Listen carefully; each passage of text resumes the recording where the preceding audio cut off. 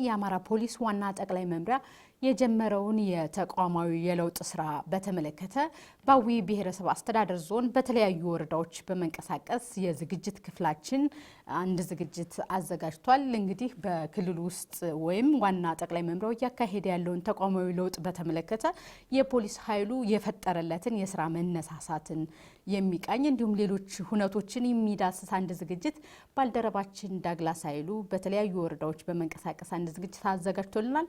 ተከታትለን ተመልሰን እንገናኝ።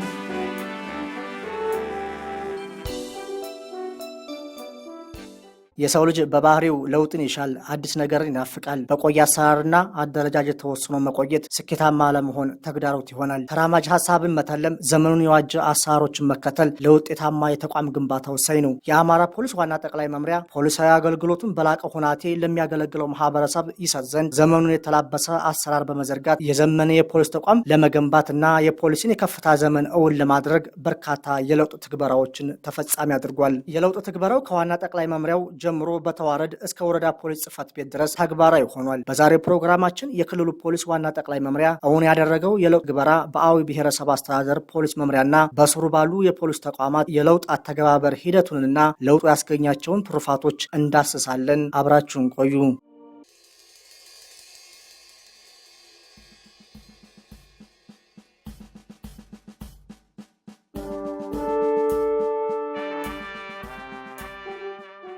የለውጥ ትግበራ ሂደቱ የፖሊስ ተቋሙ ይከተሉ የነበረውን ተለምዳዊ አሰራር በመቀየር ከመበታተን ስጋት የታደገ ስለመሆኑ ከዝግጅት ክፍላችን ጋር ቆይታ ያደረጉ የፖሊስ መኮንኖች ይናገራሉ። ይሄ ሪፎርም ከመበተን አድኖናል የሚል የመጀመሪያው እኔ ብቻ ሳይሆን መላ የአዊ ብሔረሰብ አስተዳደር ዞን ፖሊስ ይሄን ነው እያነሳ ያለው።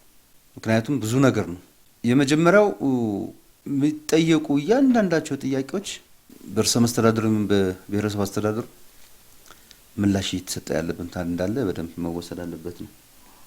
ከመፍረስ አድኖናል ብዬ ሳነሳ ሪፎርሙ ከአሁን በፊት ሰፊ የተንዛዛ ነው የነበረው። በተለይ አደረጃጀቱ ጋር የነበረው ነገር ሰፊ ነው የነበረው። ለምሳሌ ማንሳት እፈልጋለሁ። የብሔረሰብ አስተዳደሩ ክፍል ኃላፊዎች ተብሎ የተደራጀው ከ10 እስከ 12 ሲደርስ ነበር፣ መምሪያ ኃላፊውን ጨምሮ። አሁን ጠቦ ነው የመጣ። ይሄ እስከ ታች ድረስ ነው የወረደው። ከመምሪያ ጀምሮ እስከ ወረዳ ድረስ ነው የወረደው። ስለዚህ በብቃትም ጭምር የተመደብክበት ውድድር በመሆኑ ብቃትን ፊት የሚያደርግ ሰው ወደ ፊት የመጣበት ሁኔታ ነው ያለው። የለውጥ ትግበራው በፖሊስ አባላቱ ተቀባይነትን ያገኘ ወቅታዊና መነቃቃትን የፈጠረ ሆኖ ተገኝቷል። መነቃቃት አለ። ከበፊቱ አሁን ከ2016 17 የተለየ የሚያደርገው አሁን በዚህ ዓመት ፖሊስ መሽተት ጀምሯል ማለት ነው። ጥቅሙንም ጉዳቱንም አይተናል። ሪፎርሙ እውነት ለመናገር እዚህ ተቋም ላይ ኦልሞስት 22 ዓመት አገልግለናል። የአሁኑ ሪፎርም በጣም ነው ደስ የሚለው።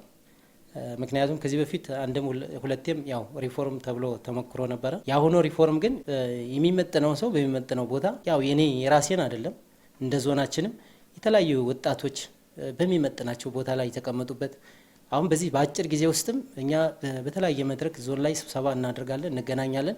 ከዚህ በፊት ከነበረው የተሻለ ሰው ተደብቆ የነበረበት ስራ መስራት የሚችል ሰው በተለያየ ምክንያት የማይሳተፍበት የነበረ ሪፎርም ነው። እውነት ለመናገር በመቀራረብ እንደ ሌላውን የማይመለከት ቢሆንም እንደ ዞናችንም ያው በመቀራረብ የሚሰራ የነበረ ነው እውነት ለመናገር። አሁን ግን እኔ በጣም እጅግ በጣም ደስተኛ ነኝ። ባደረግናቸው መድረኮች ነበሩ፣ ስልጠናዎች ነበሩ። በሁሉም ስልጠናዎች ላይ ሪፎርሙን ትክክል አይደለም የሚል ነገር አልተነሳም። ያው ተቋሙ ወደ ድሮ ቀልቡ እየመጣ ነው። ወደ ድሮ ቀልቡ የመጣ ምንድን ነው?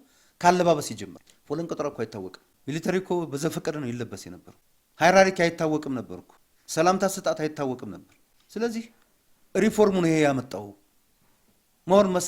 ከዚህ በላይ መሰራት መቻል አለበት። ከፍተኛ አመራር ጀምሮ እስከታች አባላት ድረስ ይሄን ሪፎርም እኛ ምደን ተወያይተናል። ሌላ ዞን ላይ እዚህም አባሉም የአባሉ ወኪሎችም እንደው ተወያይተዋል። ሪፎርሙ ወሳኝ ነው። በመሰረቱ በሰለጠነ መንገድ ለመሄድ ግድ ይሄ ሪፎርም ያስፈልግ። ሰው በሙያው በስራው መመደብ አለበት። ውጤት ሊያመጣ በሚችልበት መንገድ ግብስብስ ያላካሄድ ለምንም አይጠቅም።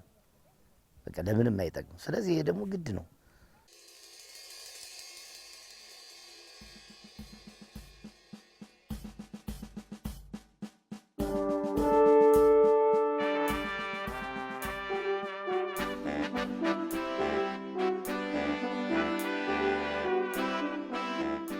በአዊ ብሔረሰብ አስተዳደር የለውጥ ትግበራው ስራና ሰራተኞችን በማገናኘት የፖሊስን የማድረግ አቅም ያሳደገ፣ ለማህበረሰቡ ቀልጣፋ አገልግሎትን ለመስጠት ያስቻለ እንዲሁም የፖሊስ አባላትን ጥቅም ያረጋገጠ ሆኖ ተገኝቷል። ስራና ሰራተኛ ሪፎርም አገናኝቶታል። ስራና ሰራተኛ ማገናኘቱ ተመሪውም ጭምር አውቆ እየተመራ ነው ያለው። ለምን ሊከራከር የሚችልበት ምክንያት ስለሌለው እንደ ማንኛውም ሰው ተወዳድሯል። በተወዳደረበት አግባብ እዛ ቦታ ላይ ሰው ሊቀበል ተደርጓል። ከዛ አንጻር አንዱ የአለባበስ ስነ ስርዓት ወታደራዊ ዲሲፕሊን እንዲኖር አድርጎናል። ግን አልቆለታል ማለት አይደለም። አሁን የሚቀር ነገር አለ የሚነሱ ከሪፎርሙ ጥቅም ያለው ያላቸውን ልጆች እናውቃለን። አይደለም በወረዳ ደረጃ የትም ቦታ መስራት የሚችሉ ልጆች ወደፊት በመምጣታቸው ሪፎርሙ ከምንም በላይ ከዚህ በፊት ከነበረው አሰራር በተለየ መንገድ ነው ያየሁትና እኔ በጣም ደስ የሚል ነው። ወደ ታችም ወርዷል። ከኃላፊ ጀምሮ ከክፍል ኃላፊ ጀምሮ እስከ ታች ሙያ ድረስ አሁን መጥቶልናል። ስለዚህ ሰው በሚመጥነው ቦታ በሚመጥነው መስፈርት በራሱ ፕሮፋይል ነው ሰው የሚወዳደረው። አሁን እንደ ድሮ ዝም ብሎ ስለወደድ ነው ስለጠና ነው ሳይሆን ሰው አሁን ባለው የትምህርት ዝግጅት ባለው መልካም ስነ ምግባርና ባለው ቁመና ባለው ማዕረግ ነው የሚወዳደረውና እኔ በጣም ደስተኛ ነኝ። ዋና ጠቅላይ መምሪያው ትኩረት ካደረገባቸው የለውጥ ትግበራዎች መካከል ምቹ የስራ አካባቢን መፍጠር እንዲሁም በቴክኖሎጂ የተደገፈ የፖሊስ አገልግሎትን መስጠት ነው። በዚህ ረገድ በተለይ በአዊ ብሔረሰብ አስተዳደር ፖሊስ ተቋማት ትኩረት ተሰጥቶ ሊሰራ ይገባል። ምቹ የሆነ የስራ ቦታ ገና አልፈጠርንም። እንግዲህ እሱ የሚጠይቀው በጀት ነው። መሟላት ያለበት ነገር እየተሟላ አይደለም። እሱ በሂደት የሚደረግ ነገር ነው ያለው። ምቹ የስራ ቦታ፣ ሰራተኛው ምቹ የስራ ቦታ የሚቀመጥበት የሚሰራበት፣ መሟላት ያለበት ነገር መሟላት አለበት። ይሄ ቀጣይ ትልቅ ስራ መሰራት አለበት። ሪፎርም ላይ አሁን ስራ ሊያሳልጥ የሚችል አመራር ነው እየተመደበ ያለው። መሟላት ያለበት ግን ማንሳት ይባላል። የህዝብ ግንኙነት ባለሙያዎች አሉን እኛ ጋር ምንም ነገር የላቸውም። በሞባይል ነው እያንዳንዷን ነገር እያስተላለፉ ያሉት። ይሄ ነገር መታየት መቻል አለበት። የሪፎርሙ አካል መሆን አለበት። እንግዲህ ይህን ቢሮ እያያችሁት ነው። የወንጀል መከላከል ቢሮ ነው። ተቋሙ እየዘመነ ነው። ከዚህም በኋላ ከሪፎርሙ አኳያ ስናየው እየዘመነ ነው ያለውና ነገር ግን አንደኛ ስልጠናዎች እለት ከእለት አሁን የሙያተኛ ስልጠና በተለይ የምርመራ ስልጠና በአንዴ በሰለጠኑት ነው እየሰሩ ያሉና እንዲሁ የአጭር ጊዜ ስልጠና በየጊዜው ቢሰጥ የተሻለ ነው ብዬ ነው ማስብ። ያው ምርመራ በየጊዜው አዳዲስ ኬዞች ይመጣሉ። ወንጀለኞች ደግሞ አሁን የወንጀል ያፈጻጸም ዘዴያቸው እየረቀቀ ነው። ከነሱ ጋር ለመራመድ ለሙያተኞች የአጭር ጊዜ ስራ ላይ ስልጠና እንዲሁ በየጊዜው ቢሰጥ የተሻለ ነው የሚል እንትን ያለኝ። ከዚህ ውጭ ደግሞ የቴክኖሎጂ ውጤቶች ቢሟሉ የተሻለ ነው።